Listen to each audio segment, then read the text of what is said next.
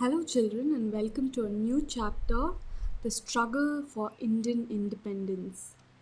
Now, when you see the struggle for Indian independence before the revolt of 1857, which is considered as the first war for Indian independence, there were some educated Indians who realized that there was a lot of social ills in the Indian society. So, what were the social ills that they thought? They believed that systems like caste system, killing of female babies, which we call as female infanticide, the sati system, where a widowed woman has to jump into the pyre of her husband's burning body, and child marriage, these were all believed to be ills of a society which divides the society and keeps it backward. So, these educated people realized that removal of these outdated customs and superstitions was very, very necessary for the progress of the Indian society. So, these people were called as social reformers because they wanted to bring reforms in the society. So, let us see who were the social reformers. Some of the most prominent social reformers are Rajaram Mohan Roy, then we have Ishwar Chandra Vidyasagar, then we have Dayanand Saraswati, and finally we have Syed Ahmed Khan. So these four were very prominent social reformers who believed that they will bring in a change in the Indian society. Now, along with the rise of social reformers, there was a rise of Indian nationalism. The revolt of 1857 made people realize the injustice that the British were doing to them and the value of freedom. How valuable freedom is, that is when people realized. And the people most affected were the educated people because the educated people of India became more and more unhappy and dissatisfied with the way British governed India. And the educated people, as well as some Englishmen who supported the educated people of India, came together and formed Indian National Congress in the year 1855. And this Indian National Congress had its first session at Bombay. This picture here is the entire members of the Indian National Congress who met at Bombay for their first session. And after meeting at Bombay, they met at different cities every year. But at first, the Indian National Congress did not raise the question of Indian independence. They wanted to bring reforms in the Indian society. That was their first concern.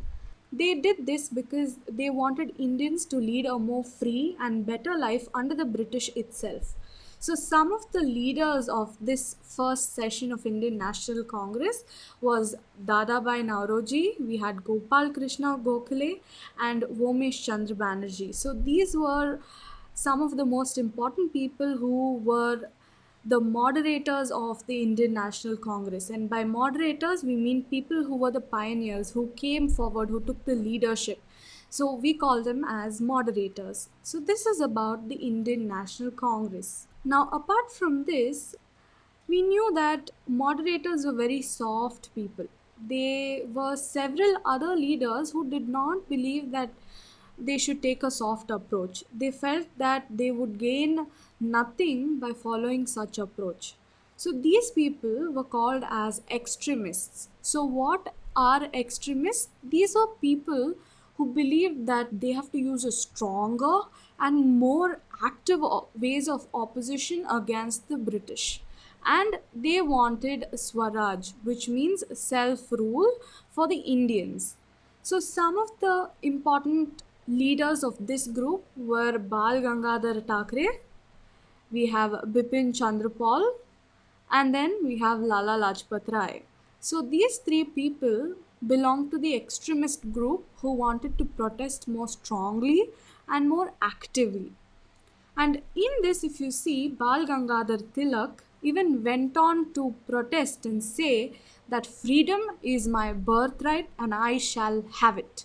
He said that Swaraj is my birthright and I will definitely have it by any means. So that is the strength in which he protested.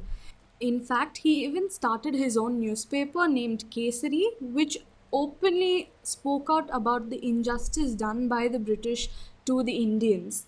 And his main goal was to invoke patriotism among the Indians. So, this main goal of the newspaper Kesari was to make sure that more and more Indians join hand in this freedom struggle.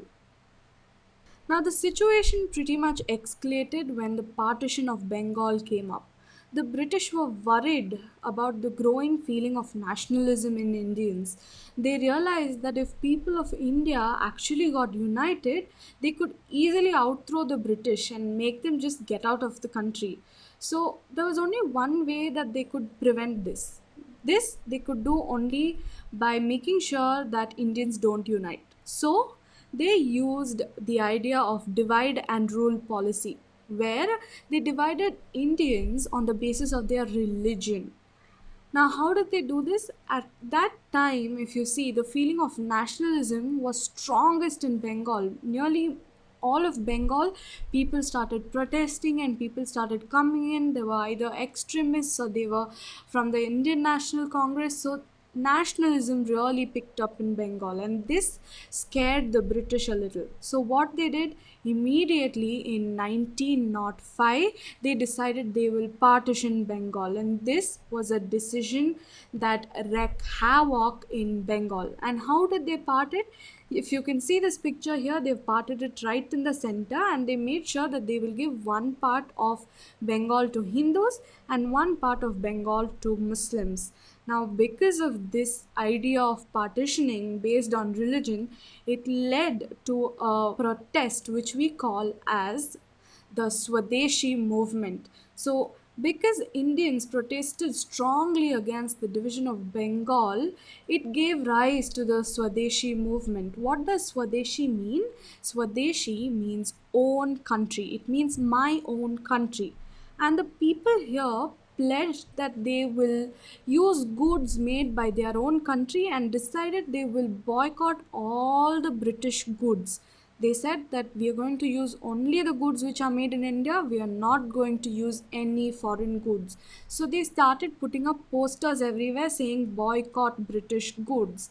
And how did they do this? They did what is called as a bonfire, where they laid all the British clothes in a pile in several places.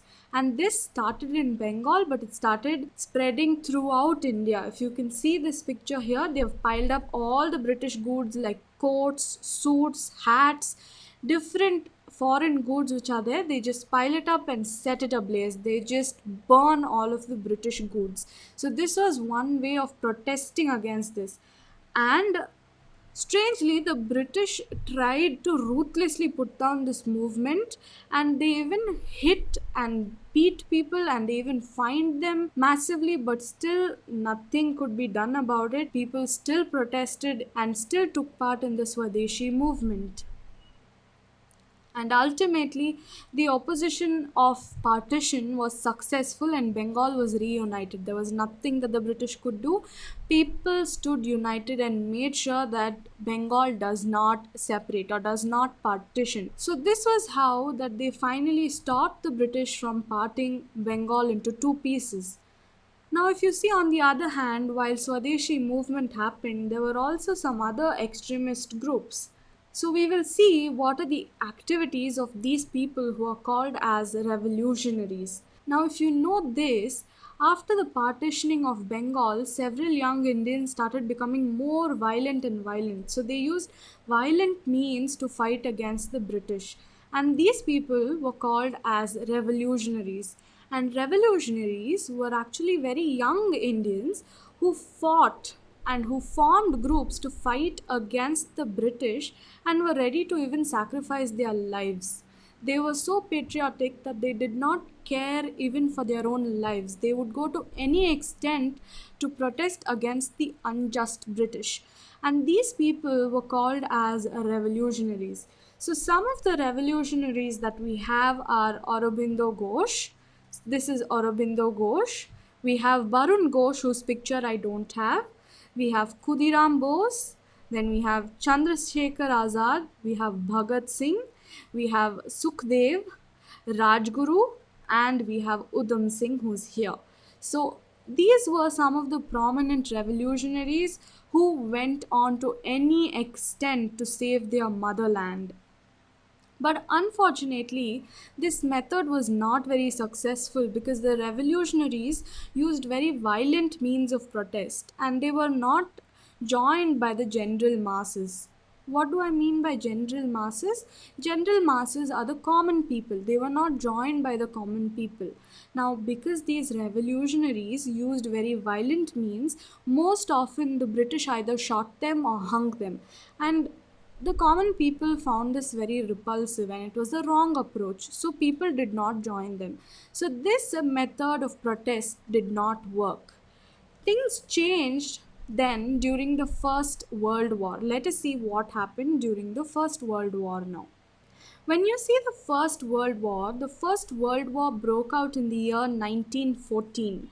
Now, at this time, you know very well that the British ruled India, and British was one country which was participating in the First World War. So, what they did is lakhs of Indian soldiers were taken from the Indian army and they had to fight in the British army for the British. And because of this, thousands of Indian soldiers were killed during the First World War fighting for the British. There were thousands of Indian soldiers who were killed. And Indians thought that after this, the British would become more sympathetic towards them because many people fought for them from India and many people died. But this did not happen. In fact, they became even more harsh towards the Indians. Can you imagine? The British even imposed fresh taxes so that they can recover all the losses that they suffered from this First World War. So, this really angered the people because they couldn't believe what was happening. But in the year 1915, Mahatma Gandhi returned to India from South Africa. I'm sure you know that in South Africa, Mahatma Gandhi fought against the injustice done by British to the African and Indian people by his means of satyagraha. So while the First World War itself, he returned back to India and he took the leadership of bringing independence to our country. And it was under his guidance today we are a free nation. So it is all thanks to Mahatma Gandhi for bringing us our freedom, for showing us the right way of protesting. So we must be very, very thankful to him if we are a free country today. So, this is about how India struggled for its freedom. I hope you've understood this chapter. Let's do a quick recap of what all we covered. First, we saw about social reformers who were the educated people of the country who wanted to change the social ills like child marriage and sati system and so on. Some of them were Raja Ram Mohan Roy, Ishwar Chandra Vidyasagar, Dayanand Saraswati, and Syed Ahmad Khan. Then we spoke about the rise of Indian nationalism, and we saw that the Indian National Congress was formed in the year 1885, where a few Englishmen and some of these nationalist people came together and formed it. And we saw that their first meeting happened at Bombay, and after that, several other places. Then we spoke about a group of people called as extremists who wanted more active and stronger way of protesting against the British. Examples of these people were Bal Gangadhar Tilak, we had Bipin Chandrapal, and we had Lala Lajpat Rai, where Tilak went on to announce that freedom is my birthright and I shall have it. And also we saw that Tilak released a newspaper called Kesari, where he protested against the British openly. Then we spoke about partitioning of Bengal, how the British believed in divide and rule policy, and how they tried to partition Bengal in 1905. And finally, we saw that they were not very successful. Then we spoke about Swadeshi movement, where people fought against this idea of partitioning Bengal by making bonfires and boycotting the British goods and setting all the British goods on fire. Then we spoke about the activities of revolutionaries. We saw that revolutionaries were young people who were ready to give up their lives for the country, and they were Aurobindo Ghosh, Barun Ghosh, Khudiram Bose, we saw Chandrasekhar Azad, Bhagat Singh, Sukhdev, Rajguru, and Udham Singh. So these people were all revolutionaries who fought, but they were not successful. And during the First World War, we saw how Indian soldiers were sent from the British Army to fight for the British and how a lot of them lost lives. And this revolutionary ideas failed, and finally it was Mahatma Gandhi under whose leadership we got our independence. So, this is about the struggle for Indian independence and the journey that the people of India have taken to reach the level of independence that we have today. So, if you have any doubts at all, any queries, anything you haven't understood properly, please ask us and we will clear all of your doubts. If you like the video, please hit the like button and please subscribe to our channel. Thank you.